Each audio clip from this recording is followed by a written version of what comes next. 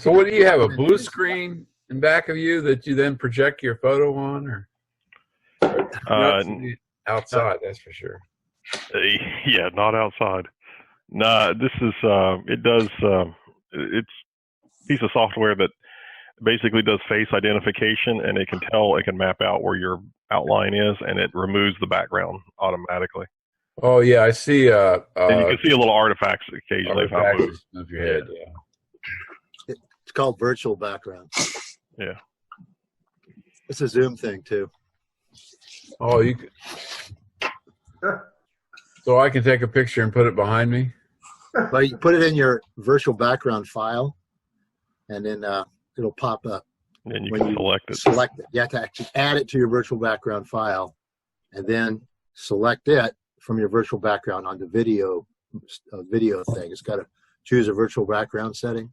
Okay. And then it pulls it out. Well, I'll see if I can do that, because those windows over there kind of screw up the light. Yeah, mine do too. I changed my office around, and it's a little bright. So. Yeah. Let's see, how many do we got? We got 9. Wow.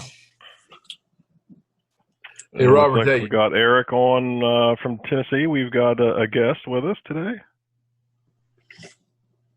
Hey, you did a nice job on that graphic, Robert. Oh, well, thank you. Maybe we can talk about that real briefly here towards the end.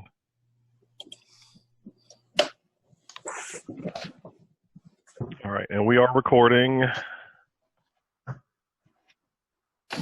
And I've got 9:01, so we could probably go ahead and get moving.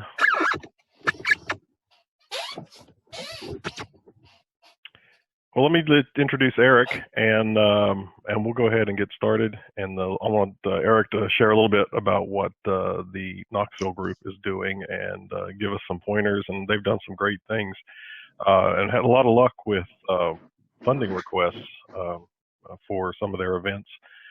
So that's something we've talked about and haven't been as successful in submitting things for. So with that, Eric. Would you like for us to maybe go around real quick and do quick introductions? Sure. I'm kind of interested in what everybody drives. Sure, we can do that. Okay, let's do real quick introductions. I'll call out names just so we don't step on each other. I'm Robert Fournette, and I drive a Tesla Model 3. I'm in the Eastern Panhandle of West Virginia. I also have solar along with my electric vehicle. Marty, you want to go next? I'm Marty Warwick. I drive a Tesla Model 3 and also own a Chevy Volt that my son drives. It was the first Chevy Volt registered in West Virginia. Nice. Awesome. How about Thornton? I'm Thornton Cooper, live in South Charleston. I drive a Prius Prime plug-in hybrid. Also have solar panels, although I haven't been able to use the energy from them because I have a ground fault. What's the word? Circuit interrupter? Yeah, I can't get any electricity out through my outlet. Marty called me earlier this week, and the next day, I haven't been able to get any electricity through my outlet, so I've had to use my gasoline engine till I get that fixed. All right, Steve.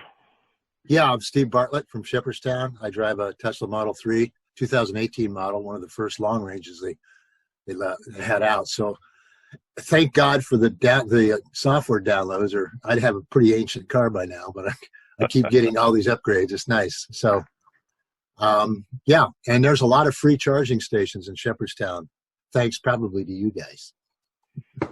Well, I think Shepherdstown and the whole Jefferson County in general is a little more progressive. So it's nice. Hey, Jim, how about yourself? I'm Jim Morbey. I have a 2019 Bolt, which was my first EV. Went from a Corvette to that. And I live in the Canaan Valley of West Virginia, which is right now has not seen ground since the middle of December, and we got another 8 inches forecast. I know you guys have probably gotten some snow. I was just going to ask how much snow. Close to 2 months. Oh, wow. Is the whole state under snow right now or not? No, just the mountain ski areas are generally, they stay under some snow. We will be tomorrow. Yeah, we're getting some tomorrow. Hey, Rick, you want to go next? Rick Walker, Huntington, Chevy Bolt. No snow. All right, hey, Larry.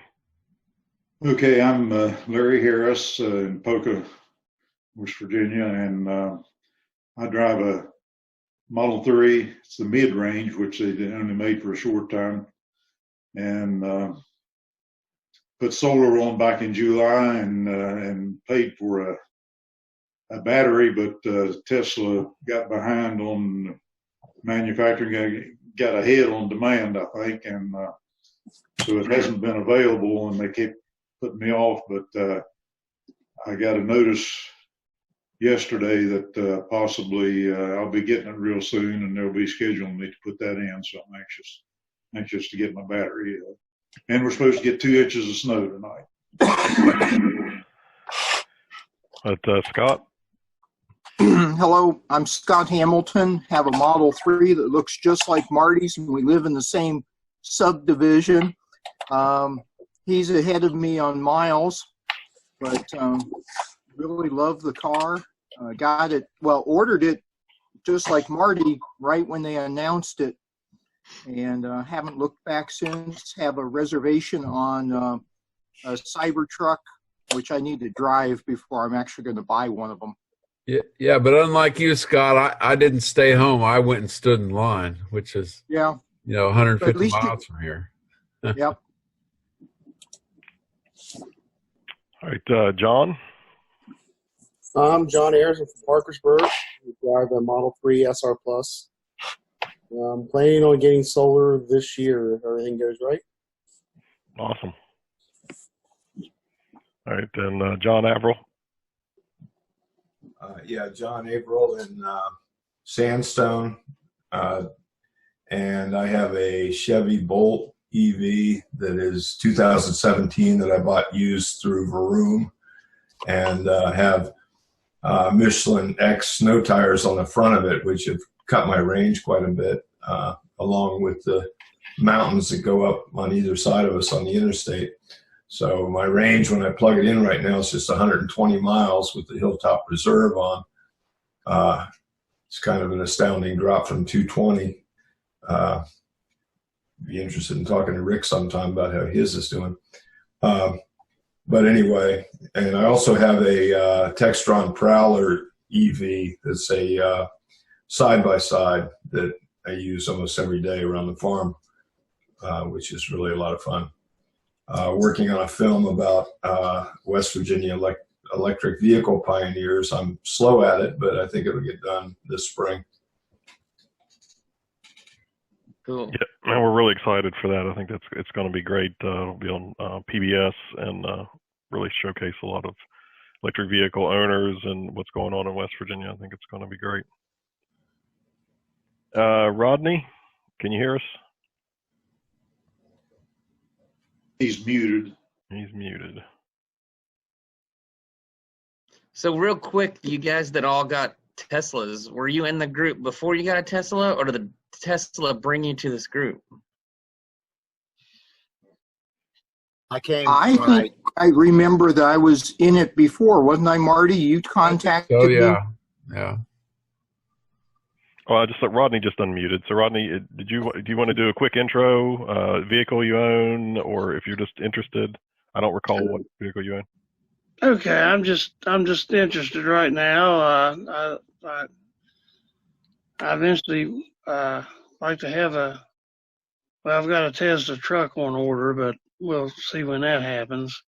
It's going to be a while. The Cybertruck. So I'm just hanging in there, and I agree with going green. All right, awesome.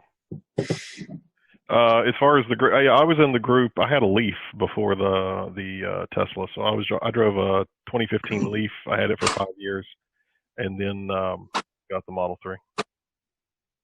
I was a founding member of the group back as far as like '07 or something like that, when we were had a little different name. It was Appalachian Alternative Energy Association, and then once the electric cars started really coming out, we reformed into the West Virginia Electric Auto Association. You know, Larry's being a little modest. He and friends built their own electric vehicles, a motorcycle and a car and stuff like that, back before we could buy them. Yeah, and there's some of that stuff on our website, newspaper articles and little, clips and things. So it's kind of cool. Well, Eric, you want to tell us a little bit more about Knoxville and maybe sort of the history of your group and kind of what you're getting into? I mean, I can tell you, I'll start by telling you a little bit about myself. So I went through college at the University of Tennessee. I grew up here in Knoxville for electrical engineering. And at my time at school, I decided to do the Future Truck competition, which was where they Ford gave us a Ford Explorer and had us convert it to a hybrid. So that really got me excited about electric cars. And then I, should have went that direction, but instead I got recruited by the patent office up in Washington, D.C. So I went to work for the United States Patent and Trademark Office. I'm a patent examiner by day. But when I was up in Washington, D.C., I really got into electric cars and started wondering what all I could do and get involved. And so I joined the Washington, D.C. Electric Vehicle Association up there, which is a great group. And it was right in 2008. So, during the economic crash and all that, and they were trying to promote electric cars. So they were really coming to ask us to do a lot of stuff in the Washington, D.C. area, which was fun. So I started joining that group in 2007. And then about 2011, I became the vice president of the Greater Washington Electric Vehicle Association. And then I was able to work from home. So I came back down to Knoxville to help my parents out and work from here. And I started taking an interest in what the Knoxville group was doing. And at the time, it was just like maybe 4 or 5 people getting together at a restaurant. And those 4 or 5 people all had conversions, which is really neat. We had a really cool Bernardi kit car conversion. Had one guy had a Honda Insight that he completely made fully electric with the new lithium battery pack. It's just really good conversions. A Jeep Wrangler, and but then as it started to pick up where people could buy their own, we're merging more now into like everybody having a Tesla and some other more OEM stuff. But then eventually, seeing how the group was going, I ran off to Denver for a year, and then I came back, and the group wasn't being ran that well, so I decided to step in, and now I'm president of the Knoxville Electric Vehicle Association, trying to improve us and trying to get a good foothold on establishing electric, driving in Knoxville. We are the most active group in the little southeast region here, then butting up to you guys. So like, I guess we're encompassing all of East Tennessee right now. And there's no electric vehicle group in Nashville, surprisingly, that's very active at all. So we got to work on getting Nashville involved. And now there is a group out in Memphis. It is funny. I was just realizing that you guys are like the whole state, right? Right. Yeah. And but because Tennessee is so long, there's no way we could do that. We have to divvy it up into regions. So yeah, but the Knoxville Electric Vehicle Group, we are very active with the East Tennessee Clean Fuels, which is now Tennessee Clean Fuels. They've combined all the regions for them, and they're working with a lot of different groups. They got a lot of stuff, a lot of projects coming down the pike. A lot of electrified corridors. I don't know. Have you guys heard of Drive Electric USA? Are you guys going to be involved in that? I mean, it seems like they're trying to get all the neighboring states, so all the states can coordinate and try and do some electrifying of the corridors. And I know how you No, guys have some we've issues not heard of it. with no electrification in the middle of your state, so that might be something to look into, get involved with through your Clean Cities coalitions. I know Kelly Bragg's involved with Clean Cities, Marty, so maybe we can chat with Kelly and see what she knows about it.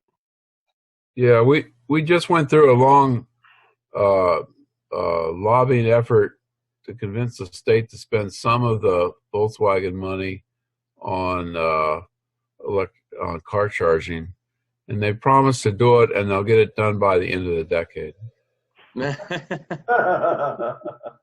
So I think we've got 2 sites, which are key sites for navigating around the state, and at the intersection of major interstates, and maybe if there's enough money left over, there'll be a 3rd site, but that'll be about it from the Volkswagen money. And we're constantly in touch with Electrify America, and I think they're annoying West Virginia because we're the ones that caught them.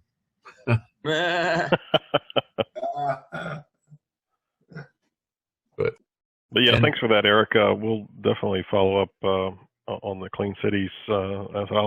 We can drop a note to Kelly, Marty, and maybe find out some more information about them. Okay. But we meet once a month on the Saturday at 11 a.m. And I pulled Robert in to have a meeting with us. I've been pulling people from various regions around us to have meetings with us and see what they're doing. Now that we're in the era of Zoom right now, where it's a lot safer to stay at home. But during the summer, we'd actually had been holding meetings outside at a park. We found that I couldn't get people to do Zoom meetings when it was nice outside. They just refused. So the people would rather risk it getting together apart from one another, but in a park. So that's what we were doing from March till November. I don't know what else. So you guys have done Drive Electric Earth Day and Drive Electric Week, and I think you said you guys have had some luck getting some funding to help with those events. Yeah. So if you pay attention, Plug in America will usually do a grant at each one of those events, and you can apply for them. And most of the time, they don't get enough people applying for them. So if you just, I think you write up a little bit, they'll usually have some key points that they want you to cover. Like the latest one, they wanted us to go make sure we had a video of a test drive from a dealership. And, they had these key points. And as long as you meet those key points, then you don't have to pay back or, this money is yours. And we applied for it. We got all the money we asked for. I think it was close to $2,000 this time around. And you just get to blow that on doing an EV event. Now, because of COVID, they allowed us to spend a lot of it on editing and video production and all this other stuff. But the year before that, it was more like hands-on stuff, like they wanting you to, spend it on materials to hand out to people and, events and, whatever you might need to do when you're holding in-person events. But yeah, so we've applied and gotten both years so far. It's just something that they never really let you know when that grant is being released. So it's always like you're just kind of always checking your email to make sure, like, hey, did I miss that? Is it coming out or whatever? And then just submit the paperwork and you'll probably get it.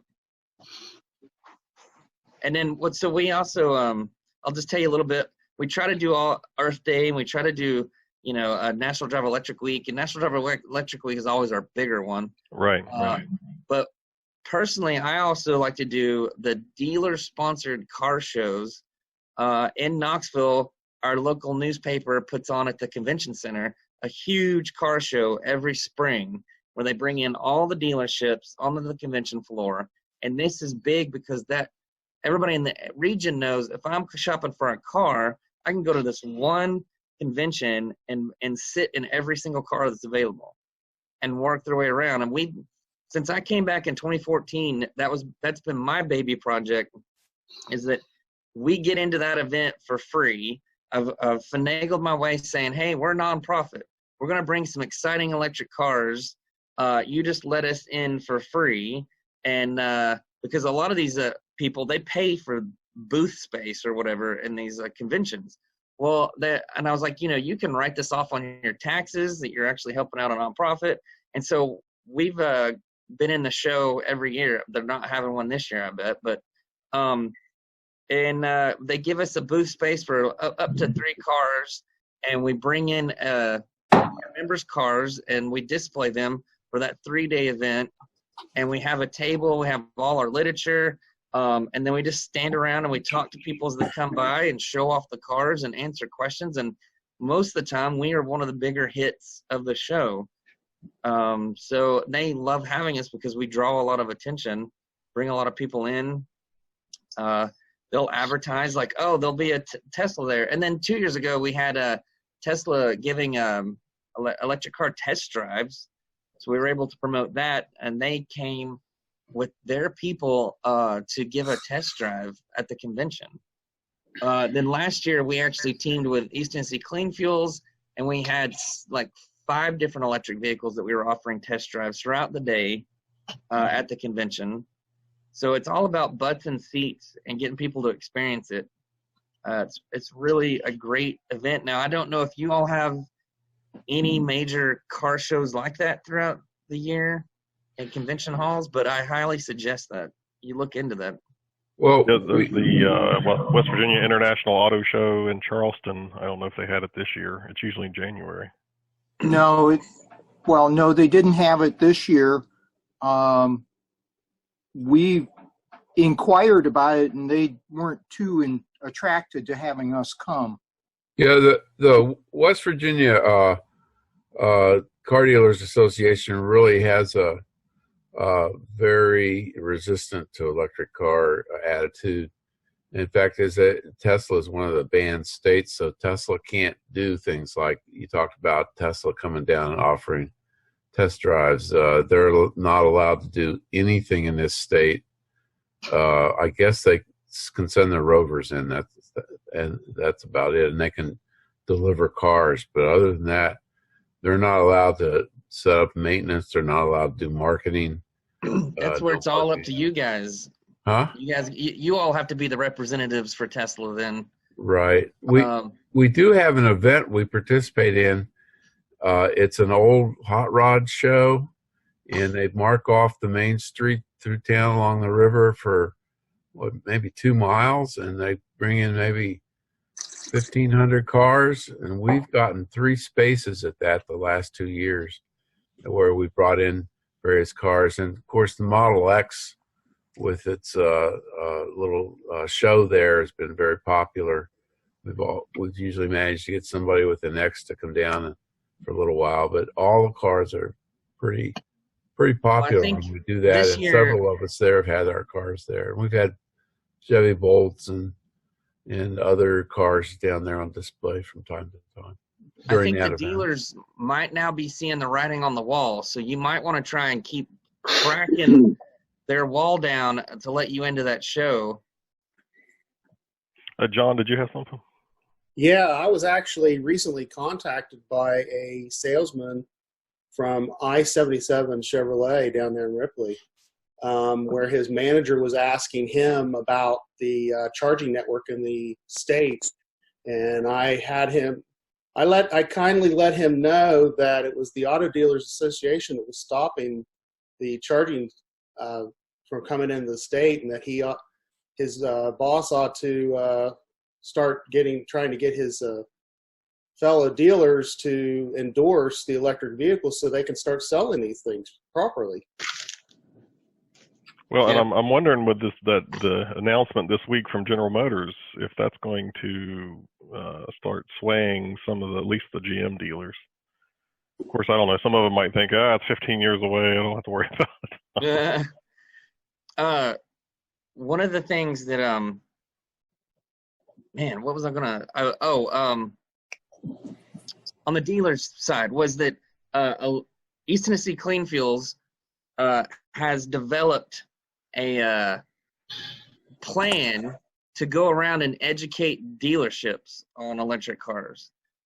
They're working through that so that we can schedule a time to go to a dealership and educate all their employees on electric cars and answer any of their questions and try to get them on board and get them knowledgeable so they're not afraid to sell electric cars, because that's a lot of the issues we run into, is that the dealers don't want to even push them, or will actively talk people out of an electric car into a gas car. So we've got this whole dealership education thing that we're working on, and that could be something easily transferred over to you guys. Send us some information how you do it and set it up and procedures. I will keep you guys in mind when it's finalized. It is not finalized yet. Okay. Yeah. When you get final materials, please do share. Robert, why don't we talk a little bit about our destination charging gift program? Yeah, we have a member that we work with that has a foundation out of Parkersburg towards the northern panhandle of the state, who will donate chargers, level 2 chargers, for institutions that will set them up for public access. And they can charge for charging, or they might put a meter in front of the spot. But we've been pretty active with him in getting chargers donated to multiple facilities. I mean, like most recently, Lewisburg Park and Lewisburg went active, Fairmont State University. He's done stuff at the Green Bank Radio Observatory. I don't know, Marty, you probably know more of them off the top of your head. Is this just out of his own money, or? Yeah, he has a foundation that does it. He set up through the local community chest. He set up a advised fund, and people write him a letter on their letterhead committing to installing it. He just buys a dual plug single charger from Clipper Creek and mails it to them. And nice. And people install it. We've it doesn't cost him much, $1,500, and we've got 2 more plugs, and we've got them at libraries. Didn't you say Shepherdstown's going to do one? Well, they're very interested, and we put them in touch with him, but they're still constructing that library. So, and Steve, I don't know, do you have any update on? Have you heard anything? No updates yet. She did call me and thank me for putting her in touch with them. So I know that they're still cutting the hole in the ground and getting all the engineering finalized. Right. But it's nice that we got in there. Now they can include the circuits to feed that. So that's good. Yeah. So yeah, that was real timely. I'm assuming you all have like little cities with downtown areas where a lot of stuff happens, like nightlife and restaurants and other stuff. Those, quaint little areas are where you should try and talk to the cities about putting free charging in, so that, look, you're actually promoting these shopping restaurant areas with the charging. Like, people are more likely to go to these areas if they know they can top off while they're having dinner or out doing whatever, getting a drink. And so downtown Knoxville used to have all blink units, and they would always go on the blink. But they've took them all out and just put in Clipper Creeks that are paid for by the city, so they're all free, which is really great right now. We have some that are looking at that type of thing. I know Marlinton, I think Robert was looking at that. The problem they have is they do talk to other people who have done this, and they find, say, for instance, there's a bed and breakfast in Shinston called Gillum House, and they have one Tesla plug and one universal J17s, and they probably get used twice a year. And so they find that these little, in fact, Marlinton, you can't even get to on a single charge from almost anywhere except, maybe Lewisburg. It's just, that's the problem we have here, is just not having enough penetration of electric vehicles to sell the EVSE, and yet you have to have the EVSE to bring the others in. Yeah, it's a chicken and egg kind of issue. Yeah, I was asked by the Barbersville Library to consult with them on putting in their chargers. And so I went and visited the site yesterday, and it's still all mud except for they're building the building. And they showed me the corner that the electricity is going to come in, and there's going to be parking spaces near that. But now is the time to do that while it's still mud. So all these libraries that are still building, we've got to let them, whoever's in charge, say, you know, it's going to cost you $5,000 to tunnel under the concrete and cost you $100 to dig a trench and put a 4-inch PVC pipe in there.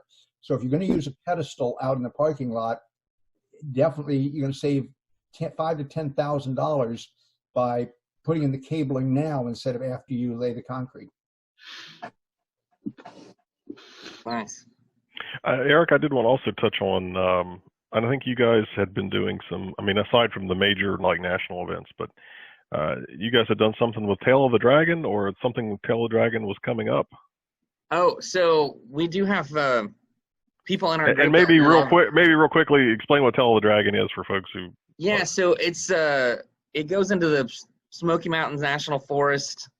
It's on the, and I haven't really done it a lot, so I'm you know exactly its location, but it's like Cherokee National Forest, on the way across the border between North Carolina and Tennessee. There's this road called Tail of the Dragon, and it's called that because it switches back on itself 300 and something times in a set like 11 or 12 miles. 11 or 12 mile range. So you got 300 loop backs in that short amount of time, and it is loved by all motorcyclists and sports car fanatics to take their car up there and to just do this crazy road.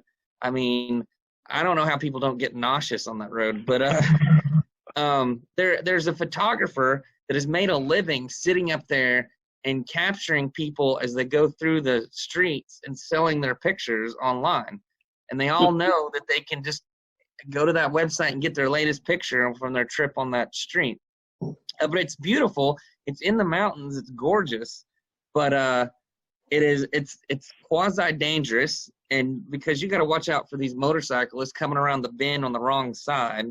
But it is fun. It's a blast, and people love to take their Teslas, and because you know they handle really well, and the acceleration on that road, man, it can be a blast. So we organize trips to go take that drive up through there, and I don't remember. I think there might be charging at the end of that or not, but we also do other little trips into the mountains where we know that, like, at the end of this road, there's a little mom and pop shop that has like 2 or 3 destination chargers and J1772, and so we'll do these little get together trips to the mountains or whatever. I was just looking up the website. It's tailofthedragon.com. Yeah, if you guys have never done Tail of the Dragon, that is something really fun to do at least once in your life. Yeah, well, we've got a lot of roads like that in West Virginia. Yeah, I'm sure it may not be anything new to you guys. Do that every day almost. Well, I don't know. It is. I've done it, and it is kind of a. Think of like going across 60 between like Golly Bridge and where does it go over Oak Hill or wherever? Essentially Golly Mountain. Golly Mountain, but 11, 12 miles of Golly Mountain in a very compressed air time. And what was it, Scott?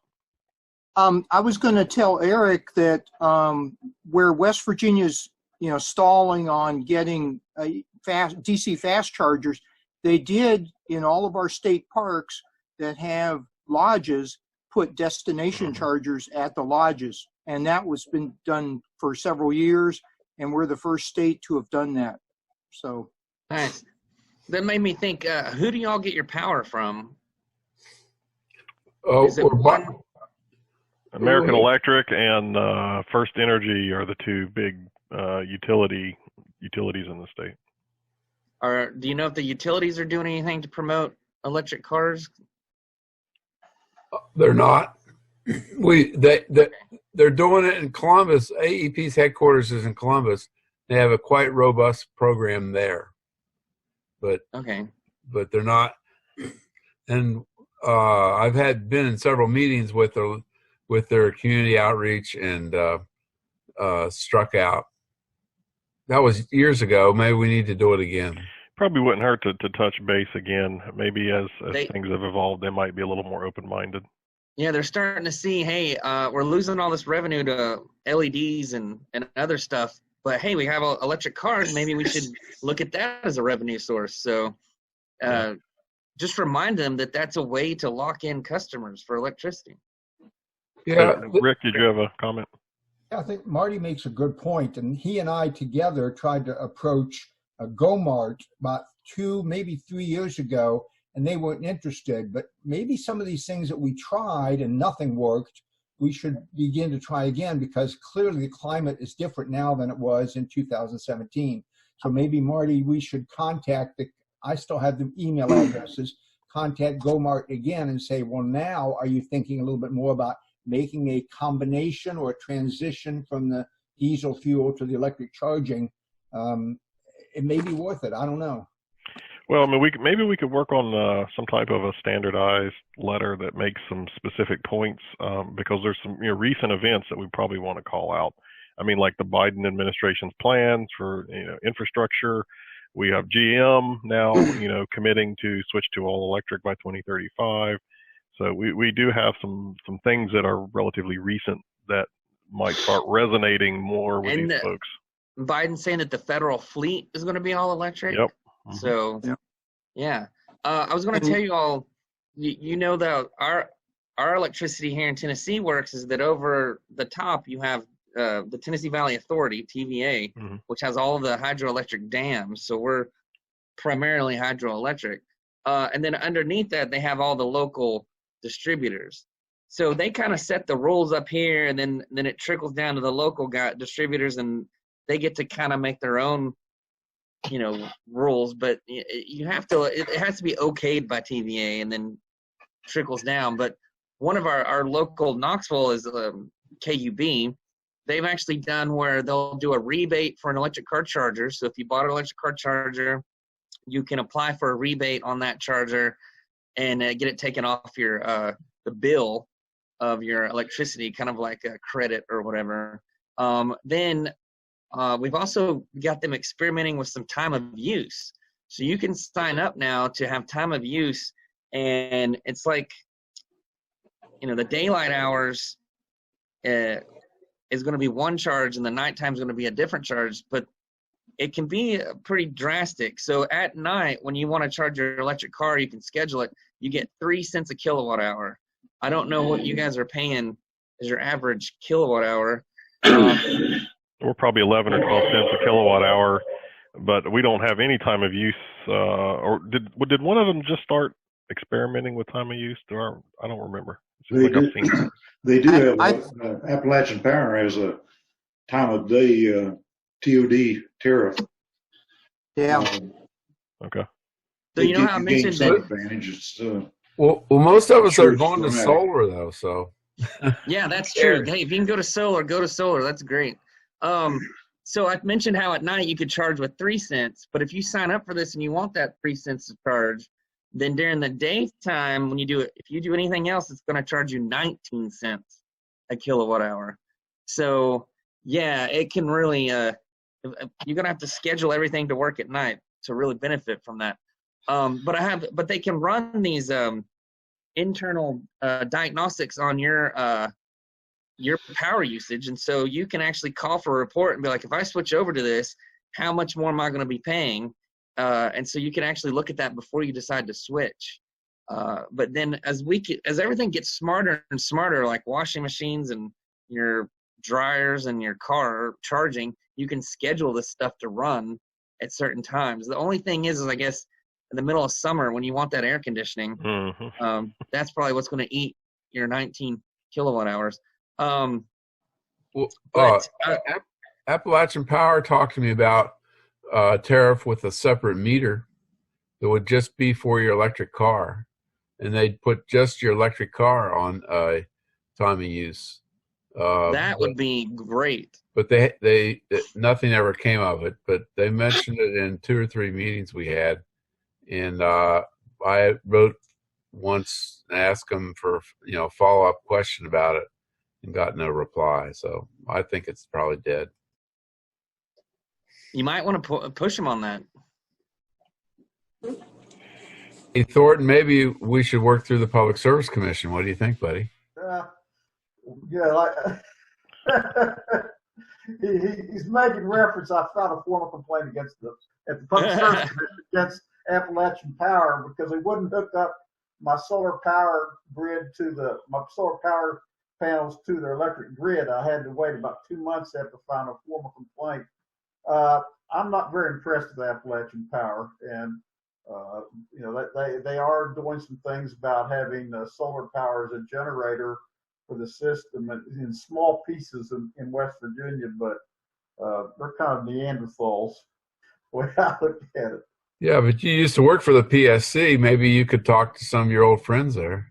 Well, I retired 15 years ago, Marty. Okay. Old friends are deceased, or there are only a few left. Well, speaking of other renewable news, as everybody probably saw the big new wind farm that's going in up in Grant and Mineral counties. And the governor seemed to be excited about that. I was kind of surprised about some of his language, being a little more friendly to renewables and away from coal. So that was nice. And then over here in Berkeley County, about a mile from my house, we're getting that massive new solar, utility solar, like 750 acres of solar.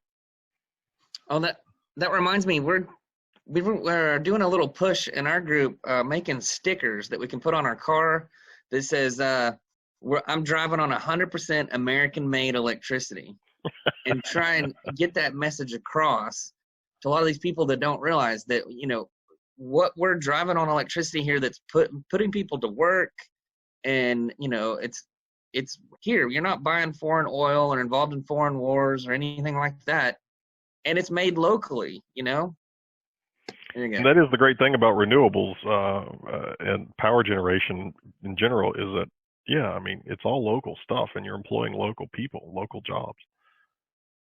Yeah, we have a physician who vanity tag says coal powered. Yeah, well, mine says sun powered. So.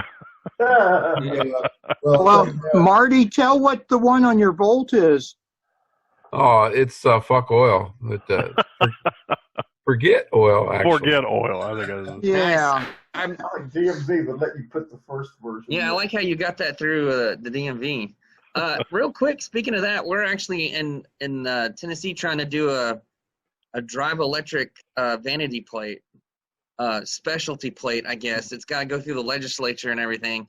And we've been working on that for almost a whole year, trying to get a design that we like and work through that. And we found out that Blue Ridge Electric Vehicle Association, I don't know if you guys have ever interacted with them in North Carolina, they're actually doing this is their third time trying to do a license plate, and I think they finally got enough people signed up. Their requirement is 500 people to commit to the plate before it can be sent through the system. Tennessee's is 1,000 people, so we got an even bigger hurdle. But I told them the number one thing is that we need to have enough spots on there so everybody can still say their funny words, but also maybe in the background somehow say that you're driving electric and you're supporting electric, then you can convince enough people to get that specialty plate. I remember floating that for both EVs and solar, but that was kind of the issue, was like how many people would have to sign up for it and commit to it before they would even really consider it. But I love the idea. I think it would be great. I'd get one. It said if I could still put my message on it and it was a EV plate, I'd certainly get one. I think John down there has a Let question. me go back to the subject of coal for a second. Yeah. On the interview a week ago with the outgoing president of the Coal Association, and they're really planning on bringing back the Friends of Coal big time this year. Friends of Coal has an auto show in Beckley every year, and that might be something to invade with a few electric cars. My Chevy Bolt has a coal-powered license plate on the front of it. It says coal powered for now in small letters, but it might be a way just to Well, outreach. And that's so their office is in the same building as my broker, so I may give them a call. And if anybody ever tells you, "Oh, you're burning coal," be like, "Yeah, you know what? I'm centralizing like 10,000 tailpipes or 100,000 tailpipes into one coal stack. You know what? I can clean that one coal stack a lot easier and simpler than I can clean those 100,000 cars." And That's you one of know, the arguments. and it's it may be for now, but as things change, my car gets cleaner, every day, every month when when old plants go offline, new cleaner plants come online. The emissions from my vehicle are always getting better. Yours will never get better. That's the thing is that the dirtiest day of owning an electric car is the first day, because every day thereafter the grid's getting cleaner. One of the things we could do is take advantage of the fact that West Virginia is a one license plate state, and instead of going through DMV and having it be our official license plate, maybe we should get I don't know how many we would have to get a license plate manufacturer. They do it for Marshall, it says Sons of Marshall. Why don't we get something to put on our front plate and not have to go through government hassle? You're not going to see much popularity of that from Tesla drivers. No. We'd have to drill a hole in our front. Yeah, not going to do it. I'm assuming the front's plastic, right? Yeah. So it's aluminum. Is it aluminum? Because I'm wondering, could you do like a magnetic fake plate that you just pop up there? Well, the bumper cover is plastic. I don't know what's under it. Yeah, Tesla gave me a front license plate holder that was 3M adhesive connection. No screws were required, but there was holes to put screws in. But and then there's a company out there that has a detachable front license plate holder with a kind of a locking key type system on it, to where it's makes it hard for somebody to take off of the front of the car, and it just clamps on the louvers. But I'm still not even a fan of that. I mean, it just kind of interferes with the look of the Tesla, doesn't it? Yeah. Plus, also cuts your efficiency just a bit. Oh yeah, with your coefficient of drag. I never really noticed that Teslas don't have a spot in front. What do they do when they sell to a state that does require a front? Do they have a special adapter? I can answer that. Yeah. I bought mine in Virginia, and I do have a front license plate. And I put in I went online, and it had a custom built license plate made for me. That's the picture of the Earth with a clear sky, sunrise, and I put that on the front. So if you buy it outside of West Virginia, and like in Virginia or Pennsylvania, wherever they have 2 license plates, you already got your holes ready to go, and you can have a license plate built online for about $20 or less. And put on your own. That's what I did. Good idea. Yeah, I got mine in Virginia, my Toyota's Prius Prime, because I couldn't find anything that looked like it in West Virginia, and so in Virginia they do have the front and back license plate. So yeah, built into mine already. Well, I know we're getting kind of close to the end of the hour. So Eric, thank you very much for joining. I don't want to take any time up. But anything else you want to share, or any other last parting thoughts? Not that I can think of right now. Okay. Well, we appreciate it. I'd invite him to stay on in case anything we talk about might be helpful to him. Oh yeah, definitely stay on. Oh, I'm not going anywhere. I'm listening. So I'm not running off. Eric, I have a question. We've been working on trying to get a first year of working on getting an anti-icing bill through the legislature. And Robert has a graphic of the parking sign that. But what's the situation with icing in Tennessee? Is that a big deal? Or? I believe so. In Knoxville, we actually have an ordinance passed where if you're not an electric vehicle in an electric vehicle spot, you can be fined, and that has. Really, once people realized, hey, I can't be a jerk just for jerk's sake and park here, it's really minimized our icing, at least in the Knoxville area. Now, statewide, wide, I'm not sure about that. But yeah, all you got to do is you got to talk with your municipalities and get something worked out so that there can be fines and issued parking tickets. Of course, I think we're trying to do it at the state level so that there's a state level law against it that it would apply everywhere. And I have just not looked into it to confirm whether or not we have a state one or not. I'll put that on my list of something to verify. But I will suggest what I have suggested to people: if you're in that planning phase, like where you said the library, and you're planning where you want your electric vehicle parking, don't put it right next to the handicap spots, because then it just seems to piss people off. Like, who do these electric car drivers think they are that they get, prime spots and then you get iced? But if I'm getting charging, I don't mind, that parking spot to be a little further away, maybe closer to the back of the lot, if I know it's going to be free and available and not iced. So it's all about planning about where you're going to put that spot. But it costs them a lot more to put it further from the building. If they put a Clipper Creek unit on the building, it's going to be right where people want to park. It's close to the building. So if you want to put it at the other end of the parking lot, it may cost the installer who's doing this out of the goodness of their heart. The library is not going to charge people the 50 cents per hour for electricity they're using. But if they put it at the other end of the parking lot, it's going to cost them in cabling and a little bit more. But if it's like close to the building, but maybe not right at the front door, that's the thing I'm trying to. Yeah. Anytime they do it underground, though, even if it's 10 feet or 50 feet, it's going to be a lot more expensive than putting a side of the building. Yeah, I can understand that. But so that's what we're going to be working on for this legislative session, is trying to get the state legislation passed so that we can then have signs. And this is a kind of a draft sign design that we're working on. Good one. Yeah. I like that. And then Marty, I think we talked about, like, if Chip was amenable, then we could have him maybe include the signs with the if they're necessary for the particular situation. Maybe if he would be willing to provide the signs as well, that would be nice. Yeah, this sign will probably be around, if it's like 12 by 18 or something, it'll probably be around $25, something like that. It's not very expensive. The original draft of the bill, that sign was going to be $200 or $300 because it was going to be huge. Right, and I designed this one as 12 by 18. So couldn't plug-in be hyphenated? It could be, yeah. We could hyphenate it. Yeah, I think grammatically it needs to be. Is they're not in vehicles or plug vehicles, but plug in. Or else, it looks like an imperative.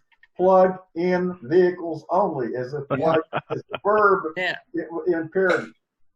Here's the situation we've ran into, is that you then have these electric vehicles. The bigger battery packs get, they're like, oh, I've got plenty of charge, but hey, I'm allowed to park here because I'm a plug-in vehicle, but they don't charge. So you might want to say while charging only, if that's a thing you want to get across. Yeah, but Chelsea Sexton has pointed out that then leaves you vulnerable to some asshole unplugging you. So she's urged people not to make that part of the regulation, and to use peer pressure when someone does that. Simply put a note on their car saying they're being an asshole, and please don't do that again. That's a good point. I will take that to heart. That's a good one. Yeah, you might want to have a conversation with Chelsea about that. I'm lucky I got to meet her at Fully Charged last year. In Austin, I was there at Fully Charged in Austin. Yeah, I was.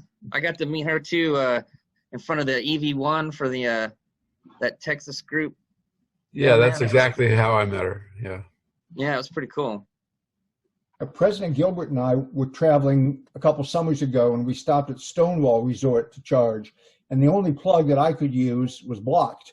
But we Googled, what does that type of car look like with the lights and everything that are blinking when it's fully charged? And it was fully charged, but still plugged in.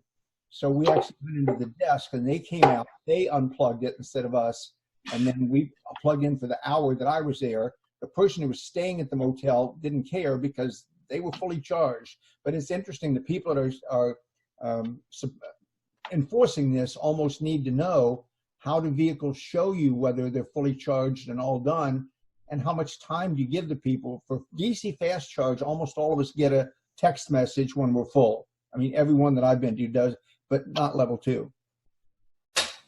And that's something else you guys can look at creating, these little hang tags or something that you can put on the charger. It says, hey, it's okay to unplug me if you need to plug in or something. And then say West Virginia Electric Vehicle Association, promote yourself on this little hang tag. And then you just keep it in your car, and when you're charging, just put it on there, you know? Or maybe something that goes in your window with that you can write your cell phone number on to send you a text or whatever. I've seen those. Yeah, they sell Frisbees for the exact purpose. I've seen them where they're like little stickers you put in your window that actually you fill in, like, hey, I'm only need to charge at this time or something, or here's my phone number and call me, or whatever, and negotiate something. Those are all ideas. Okay, I don't want to. That's good stuff.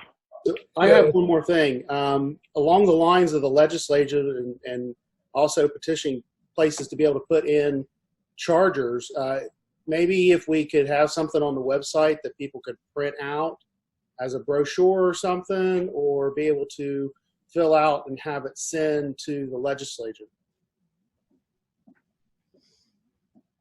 I know what you're talking about, because Solar United Neighbors does something like that. Of course, I think they're paying for a service that does that. But even if we had a template out there that people could copy and be able to send out through their own email, we wouldn't have to pay for something like that. Because there's a lot of places around here I would like to go and visit and drop off stuff, but having that proper wording is a struggle for me. We do have a brochure on the website, and it was freshened up last year. But as far as like trying to do something like promote this, the anti-icing legislation, like a template that people could send to their delegates, we haven't put anything out like that quite yet. But I don't know that the legislation is quite ready for that, Marty. Yeah, we've got another 10 days before the session starts. Right. We need to get the revisions to the draft. Early next week, and the session starts in the 10th of February. So we could put something on our website, or even mail out a PDF to folks, ask them to print it out and sign it and send it on to their legislature, especially their Republican legislators. Yes, and while we're on here, does anyone have any network contacts with any Republican legislators, West Virginia legislators? I could, let's see. We probably do need a link on our website to one of those websites that gives you the email addresses of it, because most people don't even know who the district that they're in, who their legislators are. I had to do a fair amount of searching to find Lovejoy and Rohrbach, and then send them the letters. I think I sent Marty a copy of that, and you too. But we could save anyone who looks at our website. If you have something you want to contact your legislator at the state level about electric vehicles, here's how to find out who it is. I would just include that link that I sent or at least the officers, the link to the House of Delegates and the Senate. And then as it changes, we don't have to update anything. Right. I agree. Yeah. Yeah, we could put something on the website about that. I don't know if it needs to be like something that stays up all the time, or this is a particular effort for this legislative session, but we could create a page for it. I personally know a Republican senator and a representative also, both Republicans are my district representatives. So well, we need co-sponsors in both houses.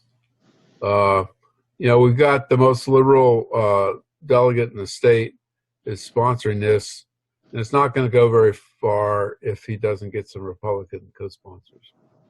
John, can you send the names that you've got to Marty? Well, it might be. It might be better if John sends it. Once we've got something that we can send, John could send it to his. Yeah. Yes. Exactly. Send something to Roy Cooper in the House or my state senator buddy. Yeah. Yeah, I'll send you the draft, John. Okay. What we have now, as well as proposed changes to it. It's not a finished product. Somebody just whipped it out overnight and it needs to be rewritten. I thought it looked pretty good. All right, guys. Well, we're at 10. I think we've kind of covered a lot of ground. Really appreciate Eric joining us and sharing what the Tennessee guys have been doing. Sure. Yes, I like that. That's a good one. Hold it up again. I got it from Denver's Clean Cities Drive Electric Week. Everybody gets a kick out of that one. We locally were handing out bags that said "Don't be a gas hole" on the side of the bag. It was pretty cool. People love that. What's your website for your club? Oh my gosh, our website is horrible looking right now. We're having issues. We've converted a very ancient site, and the person who owns the URL does not know how to get in there and change the URL. But it's Knox EV, so it's knoxev.org. We'll send you to this weird site that's got half my name in it because I signed up for a new website. And then as we were trying to put out the website, it got all screwed up, and I haven't had time to actually rewrite the code of the website. So it looks really bad right now. So mind the under construction website. But we do have links working for our latest Drive Electric Week webinars. And we also, all those can be found on our YouTube page. So if you go to YouTube and just search for Knoxville Electric Vehicle Association, you will find the YouTube. It has a lot of great content on the YouTube and more of it than what I've actually got up on the website right now. So I apologize for the horrendous look of our website, but that is knoxev.org. Okay. Hey, Robert, we have YouTube videos up, but are they on? Do we have a channel? A channel? Yeah, there's a WVEAA channel, and it has videos. Well, maybe we could put some of Tennessee's, Knoxville's. Well, I mean, if they're already on YouTube, I mean, we just you can link to them or something if we wanted to put a post out there. Yeah. Just so you all know, we did an 8-hour webinar on Drive Electric Week, and we basically broke that up into different sections. And one of them was about motorcycles, one of them was about EV 101, and like the other one was about used cars, used EVs, and that's been the most watched one so far is the used EVs. And we had a group that two guys that really bantered back and forth really well. They did this whole thing where it's kind of like you want to adopt a pet. What pet do you want? And it's the difference between like a dog and a cat is your different kind of, you want a hybrid or an electric and what kind. And it's a great presentation. And if you have anybody that's looking to be in the market for a used EV, you might want to send them that YouTube. Really cute YouTube. I might do. I might put together a blog post and go ahead and put it on our site, just about our conversation, Eric, and maybe point it to you guys and your YouTube channel. Thanks, Robert. One other thing, I think share our emails with Eric, so we can keep the conversation going.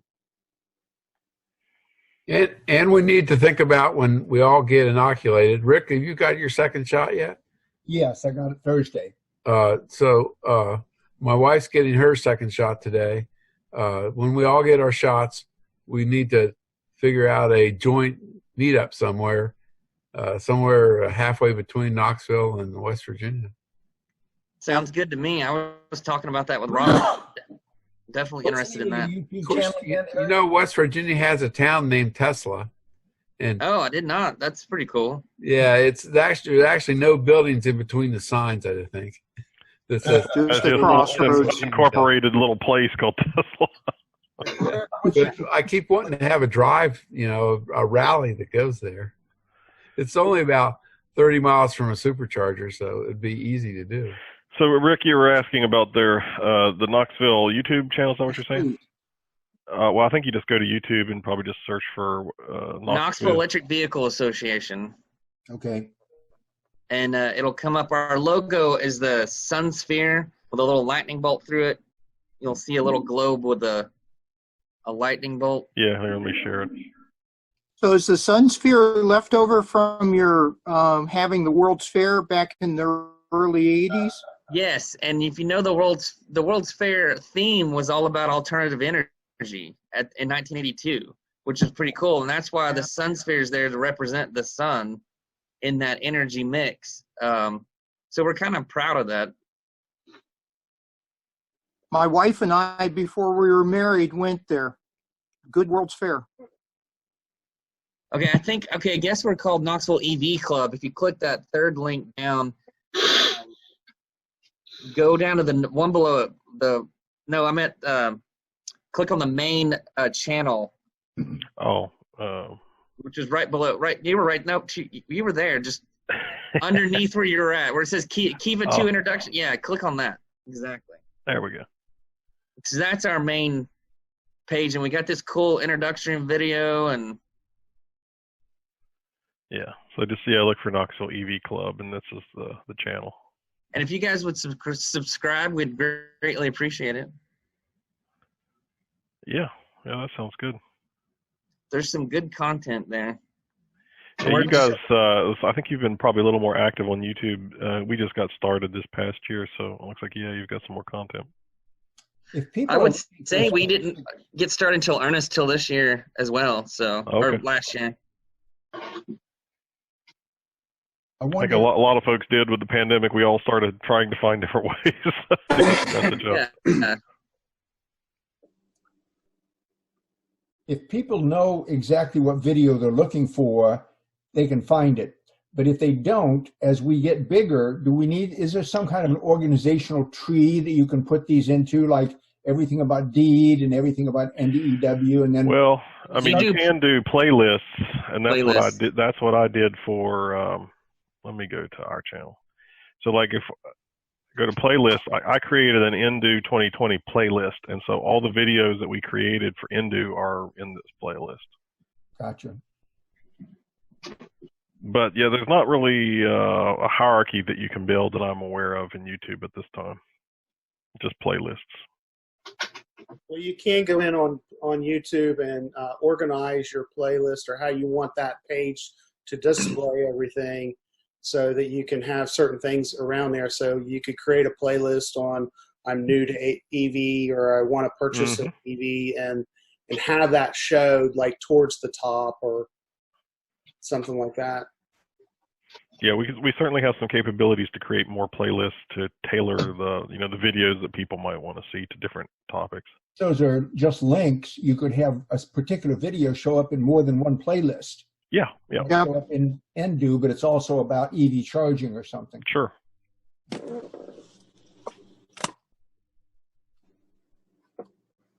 Can you link to playlists and other channels? Can you build your playlists? Can you I would think so. Videos to your playlist? So you can actually have favorite channels. So if our club was to subscribe to Knoxville's, it would actually show up on other liked at the bottom. Oh, okay. Oh, we just do did that, Robert. Let's like their channel. We just did an ad spend to see what we would do if we spent money on ads, how it promotes your videos, and it was pretty neat. We got a significant little bump out of the little promotion that we did, just trying to see how that, how much little bit of money correlates to eyes on your videos. Yeah, so there's a whole algorithm thing out there about the ideal length of video and keeping your channel from becoming stagnant by not having videos posted. That's a big thing with a lot of channels is that they stop posting for a while. People will unsubscribe or go away. Well, and these meetings that we record for Coffee and EVs and our members meetings, I always turn these into videos and upload them to the channel so that if people miss the video and they want to watch it, then it's available. So we're getting some trying to regular posts on traffic on the channel. So I do try to do that. But yeah, more content is always a good thing. And I just subscribed. I used our WVEAA channel account, Eric, and subscribed to the Knoxville. Oh, nice, thanks. We'll try and subscribe to you too. And that way, as we're getting videos posted and traffic, we can get some notifications going. All right, guys, we're at 10 after. Anything else before we kind of great meeting? Yeah, it's been a great super meeting. So something I've started here since I've been working from home is trying to gather some information about contacting EVgo and the other charging networks out there to promote and suggest sites for them to put into in the state. And I haven't found a lot of information on that, but I was thinking that if we were able to get multiple people submitting locations or the same location information to them as key places, we might be able to get them to put some additional chargers. And maybe. Well, let me share this with you, okay, John. I don't know if you saw this when we did it. We surveyed out-of-state EV drivers about visiting West Virginia and traveling through West Virginia and where they want to see chargers at in West Virginia. Yeah, so basically a lot of the site information for suggestions, even like Tesla, they want specific. Okay, down to specific addresses. Yeah.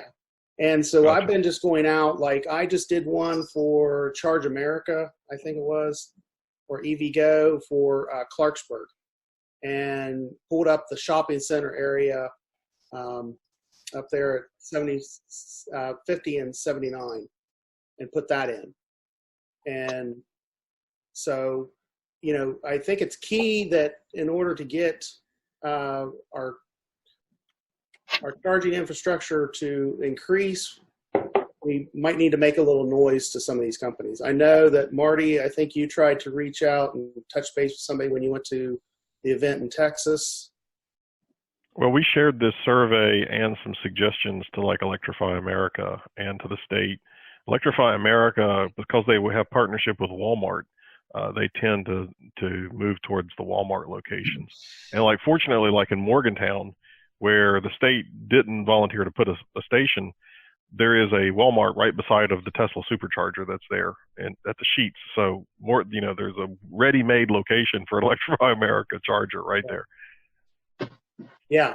And, but I think if we actually, right now make some additional noise to keep it on the radar that the state is, there's a hole in the map for the state of West Virginia for DC fast charging, that we might get some more traction.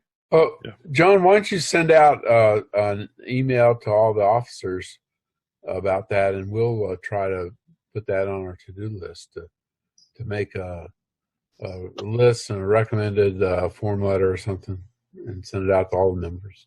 Yeah, so this was a form on the site, but if we had the information for people to be able to just plug in, that would be great. Okay. Rick, did you have something? Yeah, I think we're now just learning that this build out of the DC level 2 is going to be much less than we'd hoped, but there are a lot of DC level 1 chargers that do not put themselves on PlugShare. So yes, Chevrolet is not on PlugShare. The one in South Charleston at the Volvo dealer is not on PlugShare. And we need to approach those people and just say, even just temporarily, and even if you charge, people pay $5. But if I have to get to Maryland to visit my new grandson, he's 20 days old, I can't get there. I can't get to the nearest DC. So I have to stop somewhere. And if I can stop at a DC level 1, say at Midway Chevrolet or something like that, and just for 2 hours rather than overnight at the state park, that would make until we get the DC level 2, DC level 1 is clearly better than AC level 2. So I think we all ought to be going out and looking at the car dealerships or calling them up on the phone and say, do you have a DC level 1?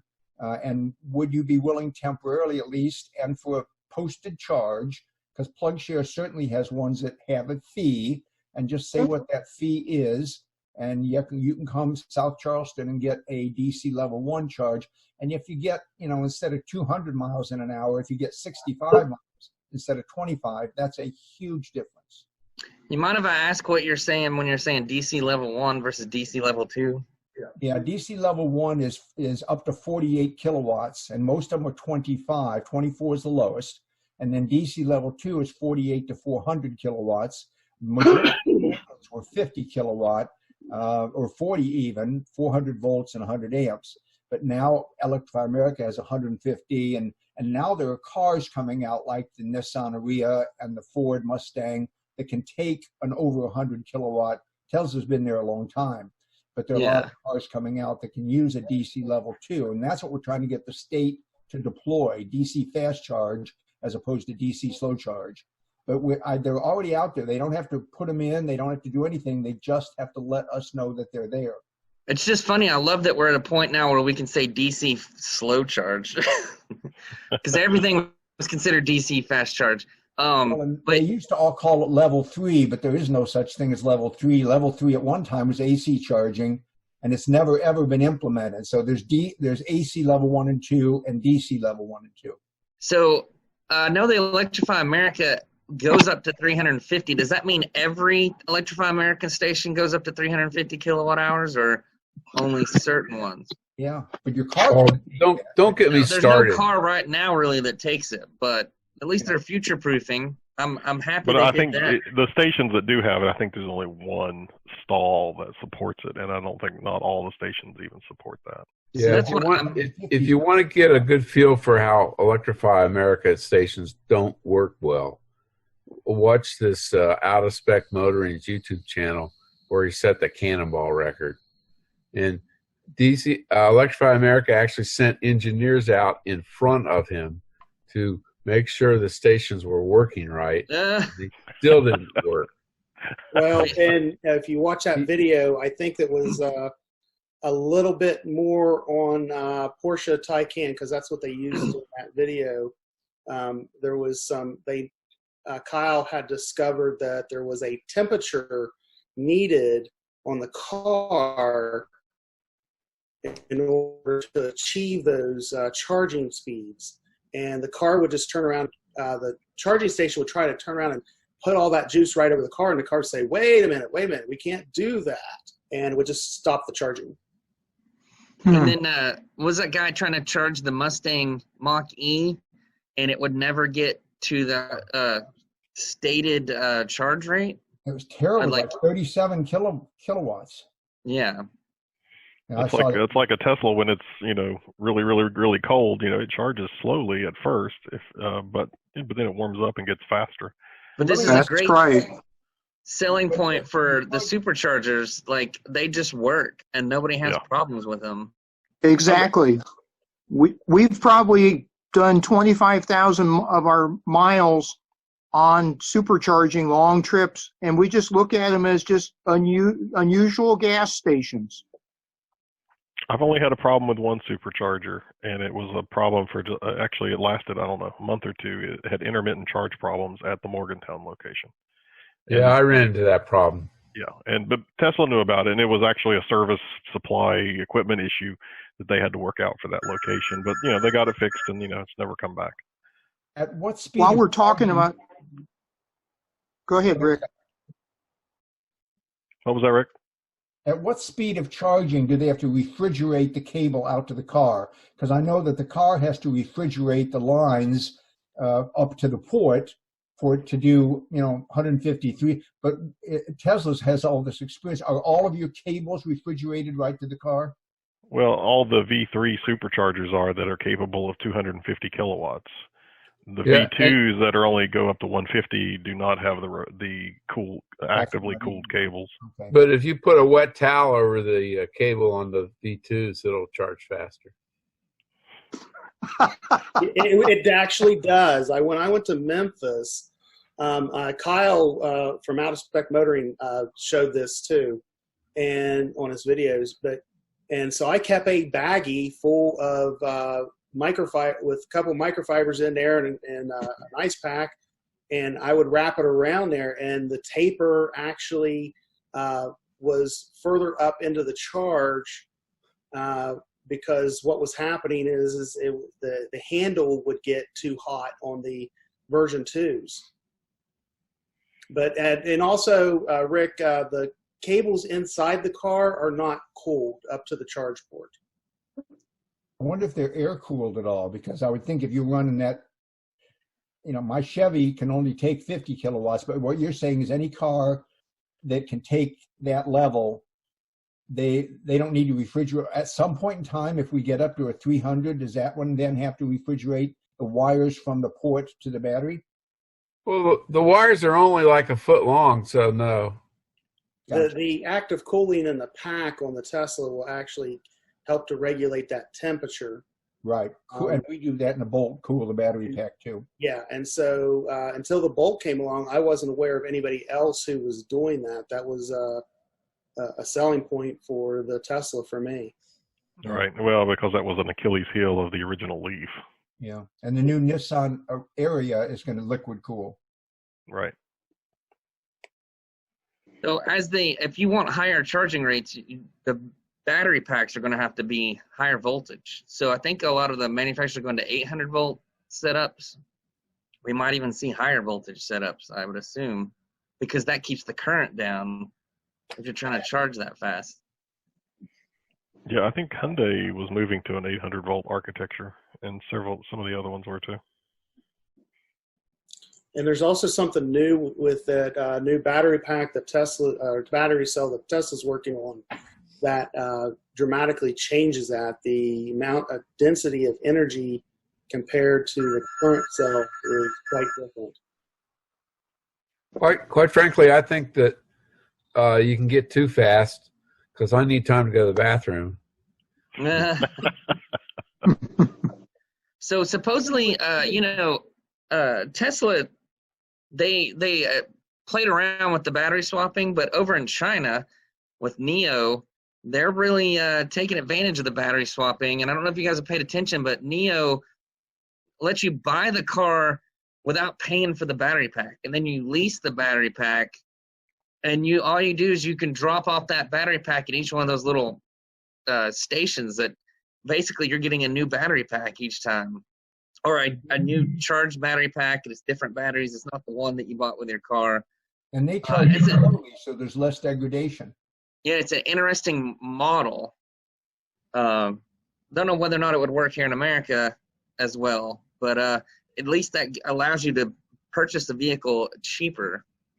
And there's been in Europe especially, they tried the model where you buy the car and you lease the battery pack to get the cost down. So that model, it's had some usage, not so popular here in the U.S.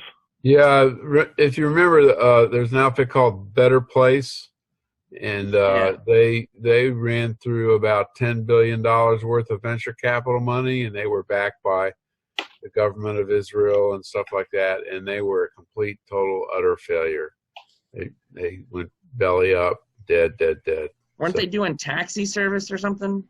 In Japan they did a taxi service, yeah. Okay. Well, but kudos to NIO for trying it. I mean, heck, try it and see what works. All right, guys. Well, it's almost 10:30, so we should probably wrap up. Real quick question: how many of y'all got some GameStop stock over the week? No, didn't try that. I like my Tesla stock. It's done well. It's paid for the Cybertruck and then some. I agree with you there. I just purchased some Arcimoto. Yeah, I bought a bunch of Arcimoto. Arcimoto. This is a new one on me. What is SUV? Arcimoto? Arcimoto is a three-wheel, kind of looks like a narrower version of the Can-Ams, where two front wheels in the back and a single wheel in the back. They have a deliverator, and it's a two-seater, so you set one in front of the other. I'll let you guys know. A guy in our group actually is trying to get a vehicle manufactured, and it's called Shockwave Motors, and it's a Defiant. It's a cute little like throwback to the 50s cars, but it's a three-seater, but a three-wheeler. So it looks neat if you guys want to Google that Defiant. But yeah, so there's a market for these three-wheel cars. Of course, I think it's a little different because Arcimoto is going after sort of like it's like a lower range delivery type vehicle for like city deliveries. And so it's motorcycle based. It looks more like a motorcycle three-wheeler versus an actual three-wheel car. And it has a lower range and lower speeds. Doesn't have it doesn't have a steering India. wheel. It doesn't have a They have steering wheel. It has tuk-tuks in motorcycle handlebars, so it can fall into the motorcycle category. Hey guys, it's been great on this meeting. I got to get out of here. So All right, Steve. see you next time. I bought some Bye, Steve. small amount in the parent company that bought Charge Point. What was that one, Rick? I bought some stock in the parent company that bought Charge Point about a month later. So I think Charge Point's going to be very successful. And so this parent company bought it, and I had to vote as a proxy. Do you want to buy it? I said, yeah. And so hopefully it'll go up. But I also was lucky, I bought GM stock when it was down at 20, and now it's back up to 55. Yeah, I believe so. EV Go charging also went public through a merger as well, and then you have the Charge Point. And I think there's a third charging company that's become public, and then you also have Blink. And I don't know where Blink is shooting up to $50 a share. Like, I don't know, that's ridiculous. Well, there's some of this weird stuff that's going on, like GameStop, where people are speculating and betting on things. Well, The short squeezes. also Proterra is going to go public through a SPAC, and that SPAC is available for purchase. I bought some of it. And I bought some of that too. What, Proterra? Yeah, they make electric buses. Oh, okay. Yeah. The electric buses. Got it. Actually, I also just saw an article where Proterra is working with Komatsu. They're supplying their powertrains for construction equipment, like excavators. Electric excavators. So you can have electric construction equipment. Have you guys seen the commercial for Lucid Motors that they've been airing all the time? So there's a commercial now, Lucid Motors, but Lucid Motors is rumored to be going public via the SPAC. So that's interesting. Well, I think Faraday was going to do it too. It's like everybody's going public through a SPAC nowadays. Yep. Keep rambling. I can talk about this stuff all day long, guys. All right, guys. Well, we'll go ahead and wrap it up. Appreciate all the time. Great discussion today. And Eric, thanks again for joining. Yeah, thanks for having me, everybody. Take care.